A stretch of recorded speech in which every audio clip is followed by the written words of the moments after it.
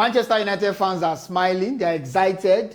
Michael Carrick is doing wonders at Old Trafford. And for 4 consecutive games, Manchester United have won. Remember, they started by beating Manchester City, followed that up with beating Arsenal Football Club. Last week, they defeated Fulham. And of course, earlier today, they defeated Tottenham Hotspur by 2-0.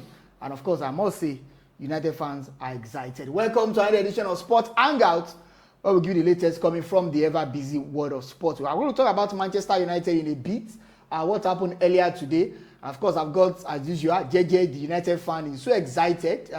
United. JJ, Manchester United. I mean, let me start by asking you, what is Michael Carrick doing right at Old Trafford? Because this is practically the same team that worked with Ruben Amorim. Yeah. Or was there a gang up against Ruben Amorim? No, it's practically the same team that play again under Amorim, but this is a different side to Man United. You know, it's a different side. It's a different. Of course, the most obvious difference is the formation and the tactics. That's Michael Carrick has come in. It's stabilized the team. It's boosted the morale. You know, some weeks ago, Lisandro Martinez came out and said Michael Carrick was someone he's willing to die for. And, you know, I mean, for him to have said that, that shows Carrick is doing something behind the scene that we are not seeing outside. We're only seeing the manifestation, the results come out. And 4 games in a row. Wow, that's we massive. never did that under Ruben Amorim. Wow. We never did that. So it tells you, it speaks volumes. Carrick is doing something. So what is he doing? Yeah, the formation. I think the major thing is coming and done is play to the players' strength. Yeah. It's change the formation. Obviously, he's playing them in their positions, not trying to 4 at the back. Yes. And then you have 2 centre midfielders, and these 2 centre midfielders they cover for the players, the centre backs, and then you have Luke Shaw. Luke Shaw, you have up front. You've got Cunha, you've got Mbomo, and you've got Fernandes and Ahmad. Yes. But then there's something really intriguing about how he uses Cunha and Ahmad. Cunha oftentimes he leaves the left position. He comes to join Ahmad in the right position, and then that space that he leaves there, who occupies there? That's Luke Shaw, which means invariably we are still playing 3 at the back. Yes. But then with the different tactics altogether. So Luke Shaw is playing higher. However, Diogo Dalot is staying back. So that's the balance alternation that you've got in and then of course one thing is the past 4 games he started with the same lineup. And the past 4 games, except for Dogu that's got injured, yes. I don't think he's done any more changes to the side lineup. So we've got a stable style. And you know, of course, you know, when players begin to play together more often, it does something to their team connection. What they've done in training, they can perform.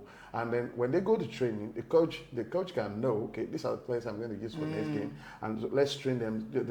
So these small tweaks, small changes, that's what is doing the magic at Old Trafford. Magic that you see, not just at Old Trafford. Everywhere you go, Man United are the new MTN. Everywhere you go, we are beating both home and away. Okay, let me ask this. We demolished Emirates. Have you forgotten? Let me ask this cheeky question. I mean, United fans are excited. Is United back in the title race? Absolutely. The only thing that's impossible. I don't know the confidence that United fans. The only thing that's impossible right is something that's inconceivable. Okay. Anything you can't think about. Mathematically, it's still possible. Mathematically, footballmatically. So you think that United can still win the Premier League? Why not? Okay. Why not? Okay. They are on a. Is that not asking for too much? It's not asking for too much, of course. You ask like a sleep up, and then United will take advantage. The pressure. You're not even talking about Manchester City and Aston Villa, who are ahead of Manchester United. I'm pretty sure Man United are going to finish above City and Aston Villa. I don't know where the confidence is coming from, but from the results. Okay. Let's talk about the performance of a few players before we leave. Bruno Fernandes. I don't know how to describe the performance of this guy. That guy has been fantastic for United, and he joined United from Sporting Lisbon in 2020. That was the COVID year.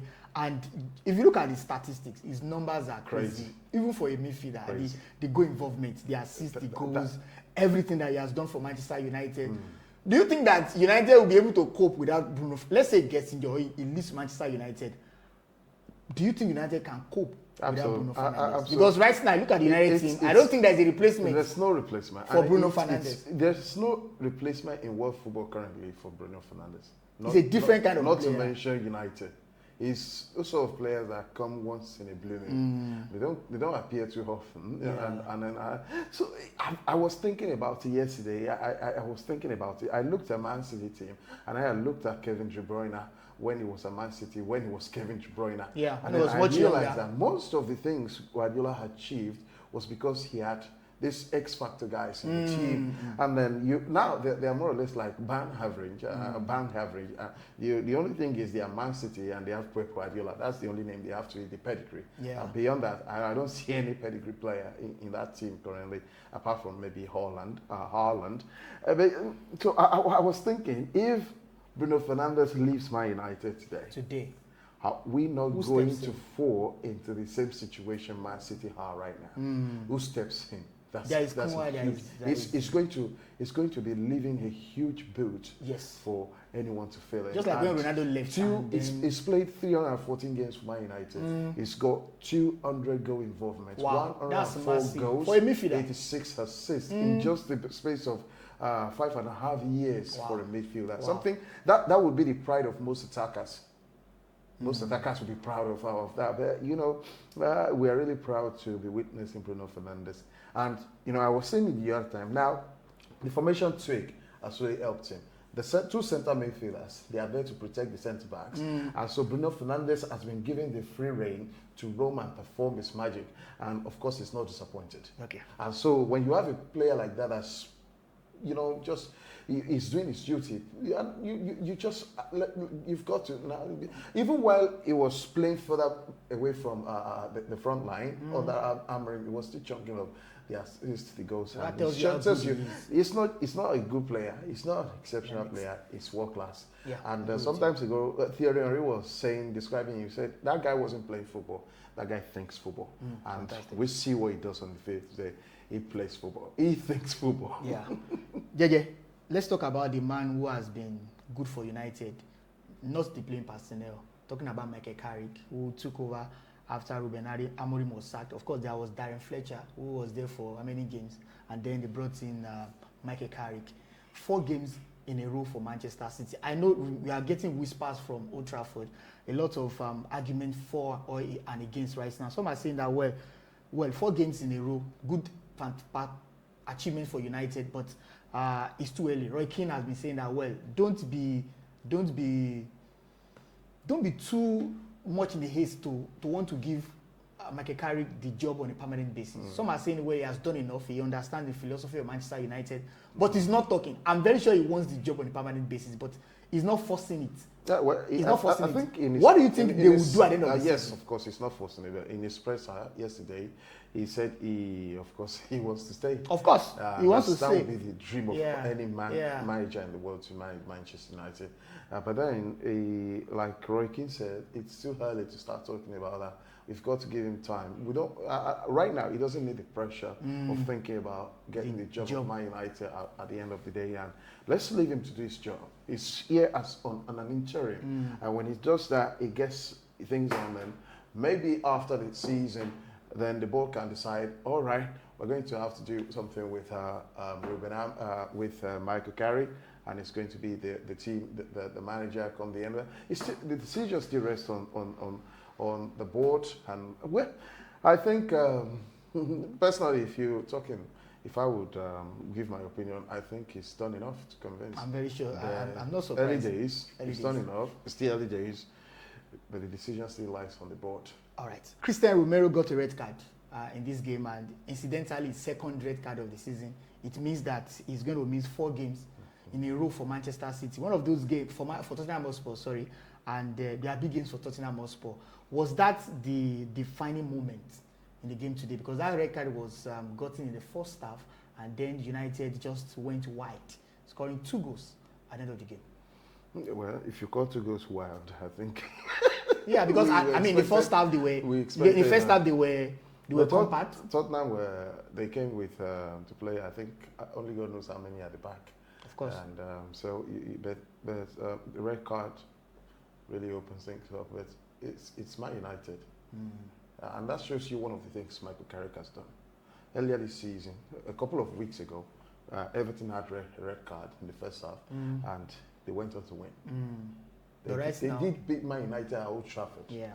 Right now, today we had red card against Tottenham as well. Red card against United. Tottenham are a bigger team than Everton. Of course. But then the performance have been poor this season.